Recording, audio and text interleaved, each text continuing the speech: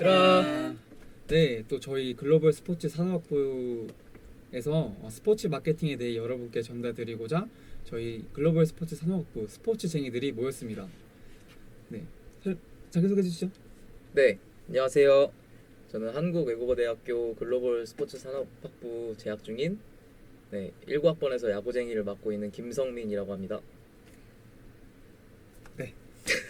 네, 안녕하세요. 저는 한국외국어대학교 글로벌 스포츠 산업학부에서 배구쟁이를 맡고 있는 고소연이라고 합니다. 네, 안녕하세요. 저는 글로벌 스포츠 산업학부에서 농구쟁이를 맡고 있고 또 이번 저희 팟캐스트에서 진행을 맡게 된 최창림이라고 합니다. 와, 아까 성민 씨가 자기소개 때 야구쟁이라고 본인을 설명해 주셨는데 네네. 혹시 야구를 제일 좋아하시나요? 네, 저는 모든 스포츠 중에 야구를 가장 좋아합니다. 혹시 야구를 좋아하게 된 계기가 있을까요? 야구를 좋아하게 된 계기로는 제가 이제 예전에 리틀 야구를 했었는데 네, 직접적인 계기는 그렇게 이제 야구를 직접 하면서 야구에 입문하게 되었고 네, 다른 이유로는 이제 제가 야구라는 스포츠의 특성 때문에 좋아하게 되었는데요. 스포츠를 볼 때 가장 중요한 요소 중 하나는 긴장감이라고 생각을 합니다. 먼저 야구 같은 경우는 언더독이 탑독을 이길 확률이 가장 높은 스포츠로 승부 예측이 가장 어려운 스포츠 중 하나라고 생각을 하고 무엇보다 다른 스포츠와는 다르게 이제 한 번에 대량 득점이나 실점이 가능해서 이제 작은 공 하나로 이제 1위 1비가 갈리는 스포츠이다 보니 제가 야구를 가장 좋아하게 된 것 같습니다. 왜 성민 씨가 야구를 가장 좋아하는지 네. 잘 알겠네요. 혹시 그러면 소연 씨는 배구를 가장 좋아하시나요? 네, 아니요. 사실 배구를 가장 좋아하는 건 아닌데 아, 사실 네. 가장 좋아하는 건 축구긴 한데 네. 그래도 저도 배구가 축구 다음으로 좋아하게 돼서 배구쟁이라고 소개를 드렸고 이제 저 같은 경우에는 살짝 좀 특이한 케이스로 배구를 좋아하게 됐는데 저는 그 일본 애니메이션 하이큐를 먼저 좋아하게 됐어요. 그래서 하이큐. 네, 네. 그래서 되게 애니메이션을 좋아해갖고 그거를 봤는데 배구의 매력에 빠지게 되어서 네, 이제 제가 그걸 보면서 한번 실제 배구는 어떻게 진행이 되는지 궁금해서 이제 한국에서 진행되고 있는 이제 배구 리그를 보게 되었고 그래서 그로 인해 좀 배구에 빠지게 되었습니다. 네. 그럼 혹시 창림 씨는 어떻게 농구를 좋아하게 되셨나요? 저는 사실 어렸을 때 축구를 굉장히 좋아했어요. 저도 축구를 굉장히 좋아하는 소년이었고 성민 씨와 마찬가지로 리틀 야구단을 하면서 야구까지도 좋아했었거든요. 근데 사실 농구에는 전혀 접점이 없었는데 제가 추석이었나? 제가 다 같이 가족끼리 농구 경기를 우연히 보러 가게 됐어요. 근데 그 경기에서 선수들이 열심히 뛰고 또 3점씩 넣는 모습, 이런 모습들이 저에게 너무 큰 감동을 줬거든요. 그래서 그날 바로 어머니를 엄청나게 설득을 해서 그 유소년 구단에 바로 가입을 했습니다. 그래서 그 이후로 계속해서 농구를 하다 보니까 농구가 가장 좋아하는 스포츠가 되었어요. 농구도 엄청 잘하시잖아요. 네, 또 이거 저희 학교 유니폼인데 살짝 자랑하려고 입고 나왔습니다. 멋있는 것 같습니다. 감사합니다. 제가 디자인해가지고. 직접 디자인하신 거예요? 네, 직접 디자인했어요. 혹시 혹시 그러면 성민 씨는 네. 좋아하는 구단이 따로 있나요? 네, 저는 이제 KBO 리그 구단 중에 두산 베어스라는 구단을 가장 두산 좋아하는데 베어스.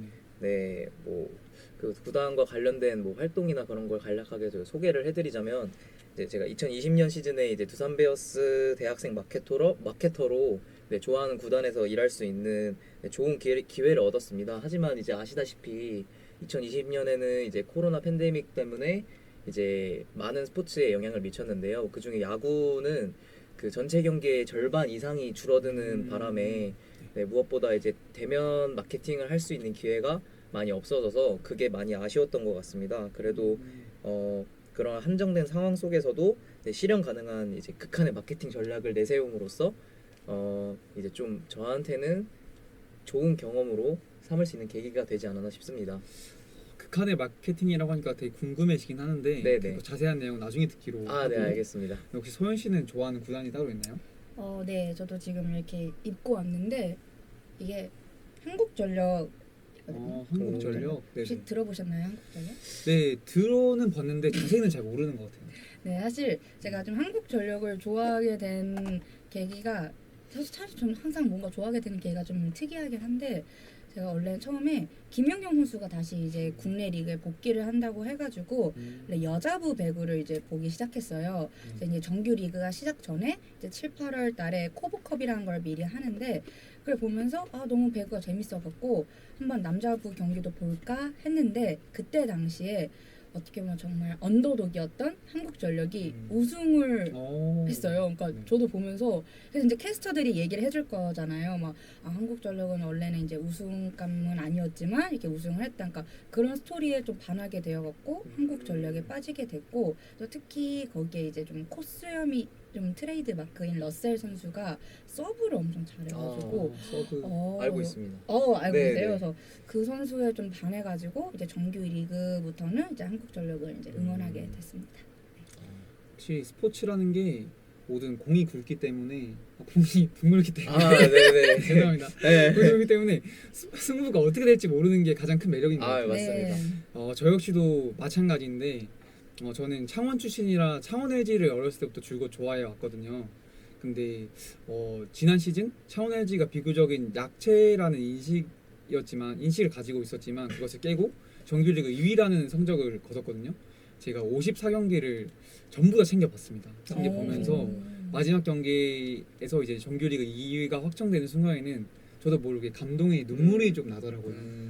가장 스포츠가 주는 그런 매력이 아닌가 싶습니다. 네. 맞습니다. 근데 창림 씨 제가 듣기로는 네. 이제 창원 LG 팬이신데 대외 활동은 이제 SK에서 했다고 제가 들었거든요. 그 비밀인데 어떻게 말하면 안 되는 건가요? 네. 죄송합니다. 구단 관계자가 볼 수도 있으니까. 네네. 네. 다음부터 조심하도록 하겠습니다. 네, 제가 그 창원 LG의 팬인 건 맞지만 창원 LG는 사실상 그 대학생 마케터가 없어요. 그래서 그게 굉장히 아쉬웠고 또 제가 지금 용인에 거주하고 있기 때문에 맞습니다. 창원까지 가기도 너무 멀었어요. 그래서 가깝지만 대학생 마케터가 제일 활성화되어 있는 구단이 서울 SK였거든요. 그래서 저는 LG도 좋아하지만 KBL 자체를 좋아하기 때문에 네. 한 구단에 들어가서 그런 실무 활동들을 좀 배워보고 싶다는 생각에 SK 마케터에 지원을 하게 되었고요. 사실 제가 SK 마케터 활동을 하면서 매경기 출근을 할 때 LG 팬인 걸 숨기느라 굉장히 힘들었어요. 특히 LG와 SK 경기가 있을 때는 네. 그 경기를 보면서 모든 구단 직원분들께서 SK가 넣을 때 환호하는데 저는 울상을 짓고 있었거든요. 그런 감정을 숨기는 게 저에게 가장 힘들었던 것 같습니다. 네, 맞습니다. 네, 그럼 혹시 아까 그 네. 성민 씨가 극한의 마케팅이라고 표현을 해주셨는데 네. 두산 마케터 할 때 어떤 점이 가장 인상 깊었고 또 어떤 마케팅을 했었나요?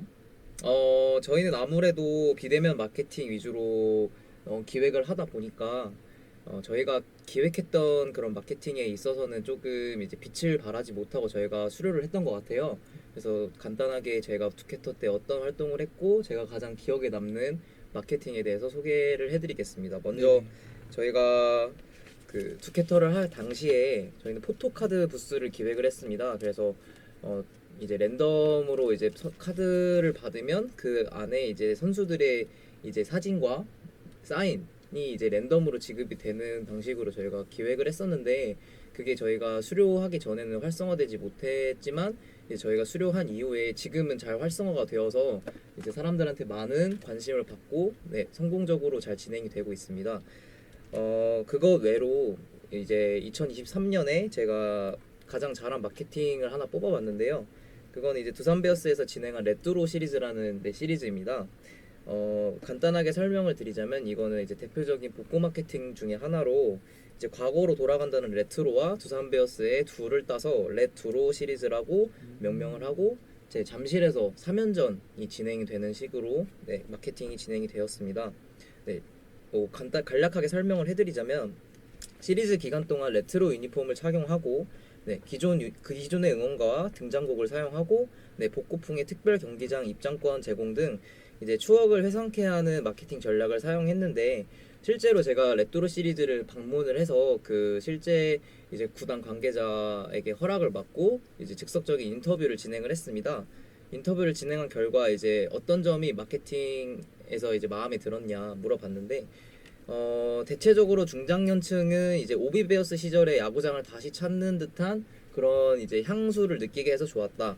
그리고 2030 세대들한테는 이제 청소년기에 이제 자기와 함께한 야구장 문화, 예를 들면 뭐 그때 유행했던 응원가 재창 혹은 선수가 직접 뽑은 등장곡을 틀어준다던가 그런 식으로 이제 다시 그런 문화를 체험할 수 있어 좋았다. 그리고 유년기 이제 어린이 팬들한테는 기존 야구장 문화와 다른 색다른 문화를 체험할 수 있어서 너무 좋았다. 되게 이제 호평들이 많았던 걸로 제가 기억을 합니다. 이를 통해서 이제 남녀노소를 대상으로 되게 성공적인 마케팅이었다고 제가 생각을 하고, 개인적으로 레트로 시리즈를 이제 다시 하게 된다면 저도 다시 한번 방문하고 싶은 시리즈라서 제가 성공적인 마케팅 사례로 뽑아보았습니다. 얘기를 들어보니까 저도 한번 방문해 주고 싶은데요. 아 그래요? 다음에 한번 같이 가는 걸로. 좋습니다. 네네. 소연 씨도 같이 가나요? 아, 네. 그럼 안 가고 아니요. 그러면 소연 씨는 혹시 배구에서 가장 기억에 남는 마케팅이나 이건 진짜 잘했다 하는 마케팅이 있을까요? 네. 저도 사실 배구를 보기 시작한 게 딱 코로나 시즌이었었어요. 그래서 정말 직접 경기장을 가고 싶었지만 가지 못하고 이제 항상 집에서 이렇게 챙겨를 봤는데, 이제 그때 이제 배구 연맹에서 내놓은 그 마케팅이 있었는데 그게 바로 직관 티켓이라는 거예요. 지금 잠깐 집관이요? 집관. 그러니까 이게 집에서 본다? 직관을 네 맞아. 집관이거든요. 티켓? 그래서 직관 그렇네. 티켓인데 네. 그래서 이게 지금 제가 얻은 건데 이렇게 생겼어요. 먼저 이렇게 보여드릴게요. 재질이 그냥 티켓 재질이 아니에요. 만져보세요. 아 그래요? 네네. 오. 프리미엄한 그런 전략인 것 같습니다. 그래서 이걸 이제 간단히 소개를 해드리면, 이제 코보에서 시작한 이제 마케팅인데 각 라운드별로 각 구단의 이제 선수의 얼굴이 아니면 이미지를 활용해서 제작된 종이 티켓인데, 근데 이걸 얻으려면 이제 설문조사를 진행을 해야 돼요. 저는 이제 거기서부터 우와 싶었었거든요. 사실 저도 이제 설문조사를 하면서 야 이거 좀 머리를 썼다 싶었어요. 왜냐면 사실 이제 그 연맹 입장에서는 팬들의 니즈를 파악하는 게 가장 중요하잖아요. 그래서 아마도 매 시즌마다 설문조사를 진행을 할 텐데, 솔직히 그 설문조사를 진행할 때 이거 설문조사하면 뭐 스타벅스 쿠폰 드릴게요 하면 대부분 안 하잖아요. 그쵸, 사람들이 그쵸. 솔직히 진짜 안 하잖아요. 네네. 아무리 팬이어도 맞아요. 귀찮다 넘어가는데, 저는 이런 이 집간 티켓이라는 걸 얻기 위해서 설문조사를 또 진행을 하고 또 막 하는 것도 안 되더라고요. 거기서 좀 다 본다고 하더라고요. 그래서 좀 제대로 정말 성심성의껏 네, 했던 네. 사람들한테 이제 준다고 해서 저도 막 귀찮은데 하면서도 나름 또 열심히 설문조사를 진행했거든요. 그래서 저는 이게 참 좋다고 생각을 한 게, 이제 연맹 입장에서는 이제 팬들의 니즈를 파악을 하고 싶고 파악을 할 수 있고, 네. 또 이제 팬들 입장에서는 이런 직관을 가지 못하는 상황에서 소소한 재미를 느낄 수 있다고 생각을 해서 저도 참여를 하면서 이거 정말 좋은 마케팅이다 싶었거든요. 사실 저희도 뭐 팀플이나 이런 거 하면서 되게 설문조사를 많이 하잖아요. 그쵸. 근데 그 설문조사를 항상 그 답변을 얻는 과정이 굉장히 어려운데, 이렇게 집간 티켓 이런 걸 활용하면 굉장히 서로 만족스러운 네 그런 맞습니다. 방법인 것 같아요. 네, 그래서 이거를 항상 이제 각 라운드마다 받을 수는 있는데, 저는 이제 각 라운드까지는 못 받았고 이제 2라운드, 3라운드 딱 이제 받아갖고 이제 이렇게 있었습니다. 그럼 혹시 농구는 이제 기억에 남는 마케팅이나 네. 그런 게 혹시 있으실까요? 저는 프로농구 대표 히트 상품인 농구 영신 경기를 뽑고 싶어요. 농구 영신하면 농구 영신이 뭐지 이렇게 궁금해하시는 분들이 많을 것 같은데요. 농구 영신은 농구 플러스 송구 영신을 합쳐 만든 KBL 대표 흥행 카드예요. 농구장에서 한 해를 보내고 또 새해를 맞이하는 그런 경기인데요. 그래서 경기 시간도 보통 평일에는 7시, 주말에는 3시, 5시인데 이 경기는 특별하게 10시에 시작을 해요. 그래서 저녁 12시가 돼서 경기가 끝나는 그렇게 흘러가는데요. 농구를 잘 모르더라도 경기가 끝나고 다 같이 새해를 맞이하는 카운트다운을 실시하고 또 실내 드론쇼 같은 다양한 이벤트와 볼거리가 있어서 가족 그리고 친구 그리고 연인끼리 뜻깊은 한 해 시작을 하고 싶을 때 많이들 방문해 주시는 것 같아요. 이 경기가 제가 알기로 2016, 17 시즌부터 시작되었는데 지금까지 5번을 했거든요. 근데 한 번도 매진이 안 된 적이 없어요. 모든 게 다 네. 매진. 이게 저녁 10시에 시작함에도 불구하고 많은 분들이 와주시는 거죠. 네. 그래서 항상 이렇게 또 2019년에는 부산에서 진행을 했었는데 그때는 10,000관 정도 모자라서 더 많은 팬들이 오셔서 네. 그 경기장 최상단에 이렇게 못 가게 막아둔 천막이 있었거든요. 네네. 그것까지 다 치우고 관객을 받았다고 해요. 어. 그 정도로 엄청나게 인기 있는 상품인데 음. 실제로 KBL 구단에서는 이런 흥행 카드를 서로 유치를 하려고 경쟁을 하고 있다고 해요. 아. 그래서 이번 시즌에는 과연 어떤 팀이 이 농구 형식 경기를 개최할 수 있을지 전 내심 창원 LG가 좀 했으면 하는 바람이 있는데 그렇죠. 되게 궁금해지는 그런 요소가 된 것 같습니다. 그럼 지금까지 어느 팀이 이걸 개최를 한 거예요? 그건 잘 모르겠는데. 그러면 창립 씨는 이번에 네. 농구 영신 대회가 개최가 된다면 가실 의향이 있으신가요? 저는 지금 수도권에 살고 있잖아요. 네. 수도권에서 만약 개최가 된다? 무조건 갈 무조건. 겁니다. 무조건 갈 거고 네. 혹시 같이 가실래요? 전 농구를 좋아해서 진짜요? 오늘부터 좋아하기로 마음 먹었어요. 아 근데 네. 그렇게 새해 마지막에 같이 있어야 돼요? 다시 한번 네. 그렇게 정리를 하고 네. 네네. 저희 이제 1부 순서는 이렇게 각자 팬 입장에서 프로 농구, 프로 야구, 그리고 프로 배구를 바라봤는데요. 제 2부에서는 프로 스포츠의 리즈 시절에 대해 함께 알아보는 시간을 가지겠습니다. 2부에서 만나요. 안녕. 글바.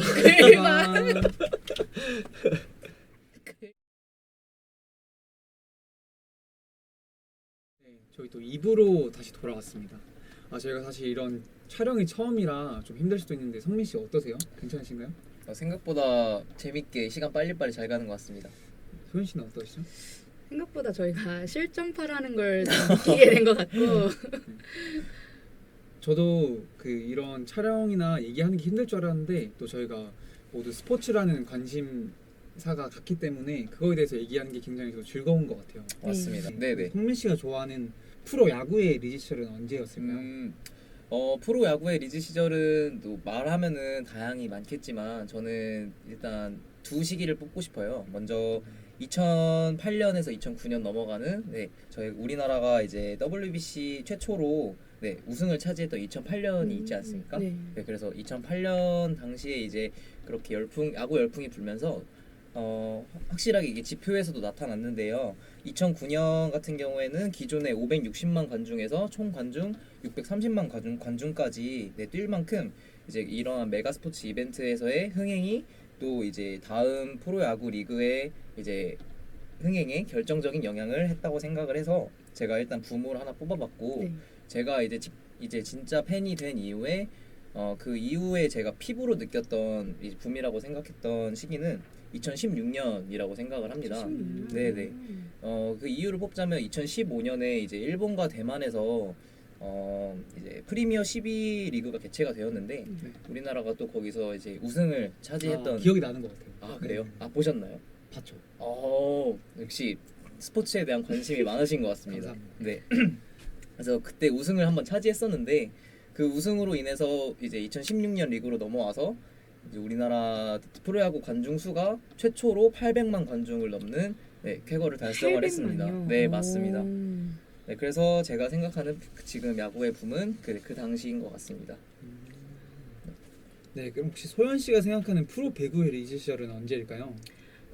제가 생각한 프로 배구 리즈 시절은 사실 이제 프로 야구와 비슷하게 다양한 시즌이 있을 거라 생각을 하는데 제가 몸소 겪은 프로 배구의 리즈 시절은 김연경 선수가 국내로 복귀한 시점이 아니었을까 싶거든요. 저도 배구를 그렇게 많이 보는 편은 아닌데 네. 김연경 선수는 알고 있거든요. 김연경 선수는 정말 한국 배구의 한 획을 끈 그쵸. 선수죠. 맞습니다, 그쵸. 맞습니다. 그 선수가 한국으로 복귀한다 했을 때 굉장히 언론이 떠들썩했던 걸로 기억을 하고 있습니다. 맞아요. 그래서 그때 김연경 선수가 2020년도에 다시 이제 국내로 복귀를 했는데 네. 그때 당시에 이제 뭐 코로나도 터지긴 했지만 그때 여자부 V리그 평균 시청률이 1.29%를 기록하면서 이제 남녀부 최고 시청률을 찍었다고 해요. 사실 1%라는 그런 시청률도 굉장히 어려운 거잖아요. 맞습니다, 맞죠, 맞습니다. 맞죠. 네. 근데 1.29%면 스포츠 중계에서는 엄청난 맞습니다. 수치인 것 같아요. 맞아요. 그리고 이게 시청률뿐만 아니라 네. 이제 김연경 선수가 소속돼 있는 이제 흥국생명 거기 홈인 경기에는 모든 좌석이 이제 매진이고 근데 홈 경기뿐만 아니라 선수가 가는 그 어웨이 거기서도 많은 매진이 일어났다고 하더라고요. 근데 제가 이걸 느낀 게 저도 김영현 선수를 보고 싶어가지고 네. 그 흥국생명 홈인 인천으로 가려고 했는데 매진이 돼가지고 티켓을 못 구해가지고 못 갔었거든요. 그래서 아 역시 김영현 선수 그 스타 선수 한 명으로도 이렇게 다시 리그가 부흥할 수 있겠구나라는 생각이 들었고 또 이뿐만 아니라 딱 김영현 선수가 국내로 복귀한 시점에 1년 후에 도쿄올림픽이 있었잖아요. 아, 혹시 도쿄올림픽. 기억하시나요? 네. 도쿄올림픽 때? 1년 연기돼서 했던 걸로 기억을 하는데 네. 아, 혹시 도쿄올림픽 때 그 배구 보셨나요? 네, 봤습니다. 몇 강까지 갔죠? 4강까지 갔습니다. 오, 네 맞습니다. 근데 제가 봤습니다. 네, 네, 네. 네, 왜냐면 의심을 하셨나요? 아, 의심을 하는 게 아니라 네. 혹시 청림 씨는 보셨나요? 저는 못 봤습니다. 솔직하게 말할게요. 못 봤습니다. 아, 네, 그럴 수 있죠. 맞아요. 근데 제가 이 얘기를 하는 이유가 뭐냐면 도쿄 올림픽 당시 배구 네. 4강이 최고 시청률이었다고 합니다. 혹시 몇 퍼센트? 그래서 아, 네, 그래서 지방 잠시만요. 네.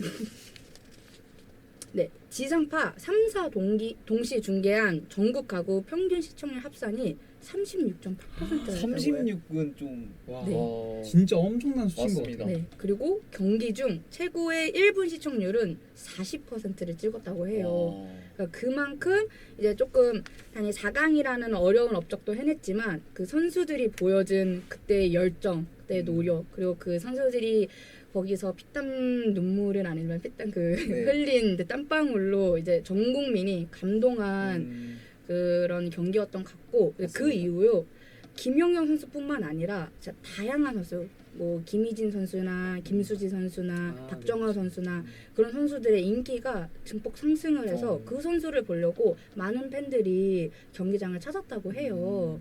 그래서 저는 이제 아마도 그때 이후로 사실 지금도 저는 배구의 붐이 꾸준히 이어나가고 있다고 생각을 하는 게 네. 이번에 이제 이번 시즌에 이제 챔피언 결정전 5차전이 3.4% 시청률을 기록을 하면서 그냥 진짜 역대 V리그 1위 시청률도 찍었다고 해요. 그래서 계속 꾸준히 지금 배구는 계속 성장하고 있지 않을까 싶습니다. 확실히 배구의 붐이 지금까지 이어지는 것 같습니다. 그러게요. 네. 저도 배구를 한번 봐야 될 것 같네요. 같이 한번 보러 꼭 가시죠. 보세요. 네, 재밌습니다, 진짜. 혹시 창림 씨는 농구의 리즈가 언제라고 생각하시나요? 사실 많은 분들이 농구의 리즈 시절, 농구의 붐 하면 90년대 농구 대잔치 시절을 기억하실 거예요. 하지만 저는 그때 태어나지도 않았습니다. 네, 제가 00년생이기 때문에 네. 그 붐을 아쉽게도 함께하지 못했어요. 네. 그래서 그 붐이 어느 정도인지도 모르기 때문에 제가 농구를 사랑하기 시작한 이유로 봤을 때 지금이 가장 농구의 리즈 시절이 아닌가 그런 생각을 해보았습니다. 네.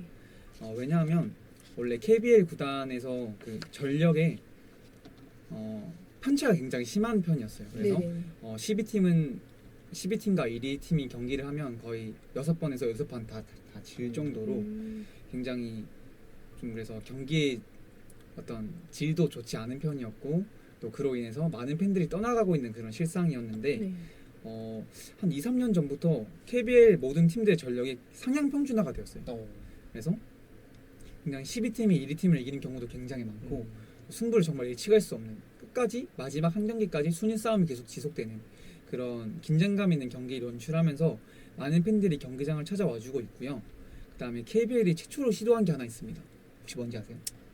잘 모르겠습니다. 저 알 것 같습니다. 뭐죠? 그 통합 마케팅 네, 아닌가요? 맞습니다. 통합 마케팅을 최초로 시도를 하게 되었는데 10개 구단이 동시에 하나의 KBL이라는 홈페이지를 통해서 각 구단의 굿즈들 그리고 티켓 예매까지 하면서 이로 인한 그런 시너지 효과가 엄청나다고 저는 들었거든요. 특히 지난 시즌에 진행되었던 챔피언 결정전의 경우에는 7차전까지 정말 피말리는 승부를 했었는데 이게 7차전까지 간 경우는 약 14년 만에 일어난 일이라고 하더라고요. 또 7차전도 3쿼터까지 이기고 있던 SK가 4쿼터 역전을 당하면서 패배하는 그런 끝까지 알 수 없는 경기를 펼치면서 정말 재밌는 경기 그리고 팬들에게 감동을 주는 경기를 보여주면서 팬들의 농구 사랑이 점점 더 커지고 있는 그런 상황입니다.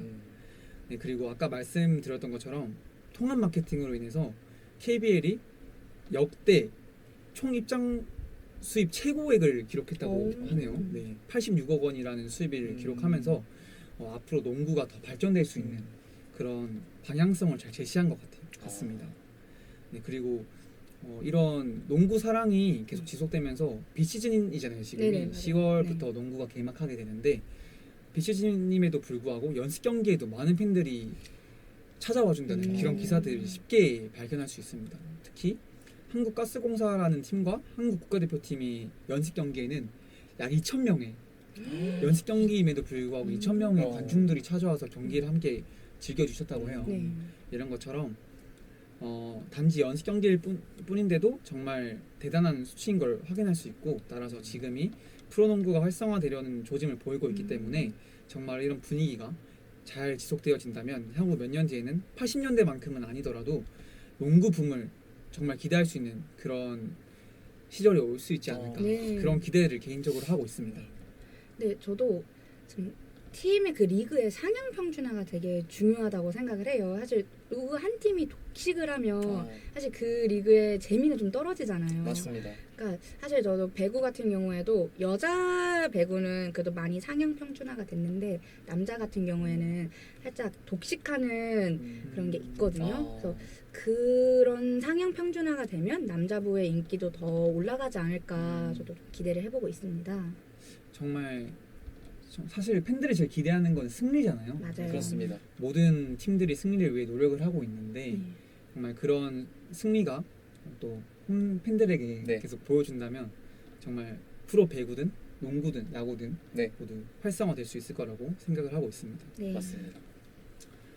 네, 혹시 아까 선민 씨께서 네네. 프리미어 12 이후로 한국 야구의 붐이 일어났었다라고 네. 말씀하셨는데, 혹시 그 야구는 지금까지 계속 인기가 있잖아요. 그렇습니다. 그 붐 이후로 계속 프로야구가 인기를 얻을 수 있었던 그런 방법, 네. 그리고 또 혹시 나중에라도 붐이 또 일어난다면 네. 그걸 지속적으로 이어나갈 수 있는 방법을 생각해 두신 게 있을까요? 네, 있습니다. 네. 그 창림 씨께서 아까 말씀하셨듯이 그 이제 팀의 성적 그리고 선수들의 성적이 이제 흥행과 바로 직결된다고 저는 생각을 합니다. 물론 스포츠 마케팅 또한 중요하지만 이제 팀의 성적은 이제 팀의 흥행과 떨어질 수 없는 이제 관계를 가지고 있기 때문에 장기적인 관점에서 이제 스포츠 인프라 건설이나 아니면은 이제 다른 스포츠 인재 발굴이 저는 더 중요하다고 생각을 합니다. 그래서 프로야구에서 지속적인 팬 유치를 하기 위해서는 생활체육 그리고 그 스포츠의 인프라 형성을 가장 중요한 요소로 꼽고 싶습니다.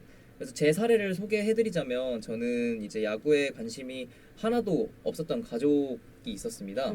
가족 지금도 있습니다. 네. 저는 어떻게 반응을 해야 할지. 네. 다행이다. 제 가족들은 이제 야구에 관심이 하나도 없었는데요. 제가 이제 리틀 야구를 시작하고 이제 자연스럽게 가족들이 야구를 접하게 됨으로써 야구장도 찾고 가끔씩 가족끼리 야구장에서 시간도 보낼 수 있는 그런 관계를 가지게 되었습니다.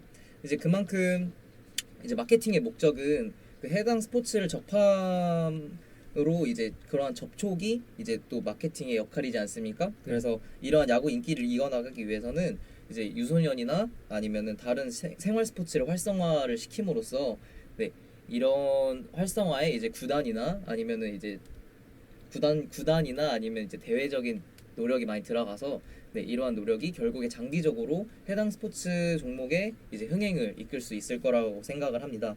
그뿐만이 아니라 2023 시즌 야구계도 또 다른 이제 전성기를 맞이하고 있는데요. 이제 7월을 기준으로 전반기와 후반기라고 이제 야구에서는 부르는데 이제 7월에 이제 전반기가 끝나기도 전에 400만 명의 관중을 돌파하는 또 엄청난 흥행 기록을 세우고 있습니다. 그래서 제가 이에 대한 이제 분석을 살짝 해봤는데 저는 이 중에 이제 가장 눈에 띄었던 게 신인 선수들의 특급 활약이라고 생각합니다. 그동안 이제 프로야구가 진행이 되면서 사실 2023 시즌 그리고 2022년 시즌만큼 이제 신인 선수들의 활약이 돋보이는 경우는 많이 없었는데요. 이러한 신인 선수들의 활약이 계속되면서 이제 새로운 못 보던 선수들의 활약을 보러 이제 관중들도 많이 찾아오는 것 같습니다. 결국에 이렇게 엘리트 스포츠의 인재를 발굴하고 기회를 제공하는 것은 어떻게 보면 생활체육의 인프라 건설과 직결된다고 저는 생각하기 때문에 KBO를 포함해서 10개 구단이 조금 더 이제 리틀 야구 그리고 야구의 인프라 형성하는 거에 힘을 쏟는다면 장기적으로 봤을 때 팬을 유치하고 사람들로 하여금 야구를 많이 접할 수 있는 방법이라고 생각을 합니다. 정말 좋은 의견인 것 같습니다. 아, 감사합니다. 혹시 그러면 소연 씨는 네. 프로 배구의 붐을 꾸준하게 이어나갈 수 있는 방법을 생각해 두신 게 있으실까요?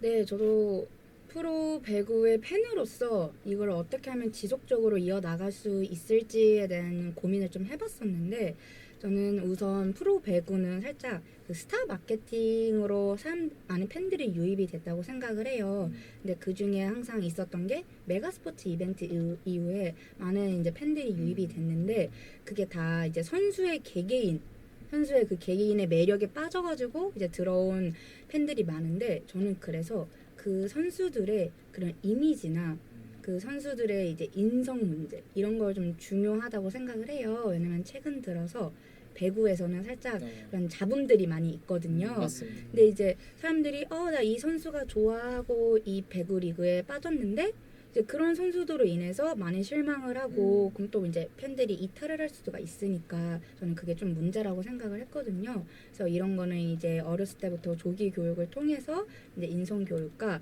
또 만약 이런 문제가 생겼을 때 좀 구단이나 연맹 차원에서 강경한 대응이 필요하다고 생각을 합니다. 맞습니다.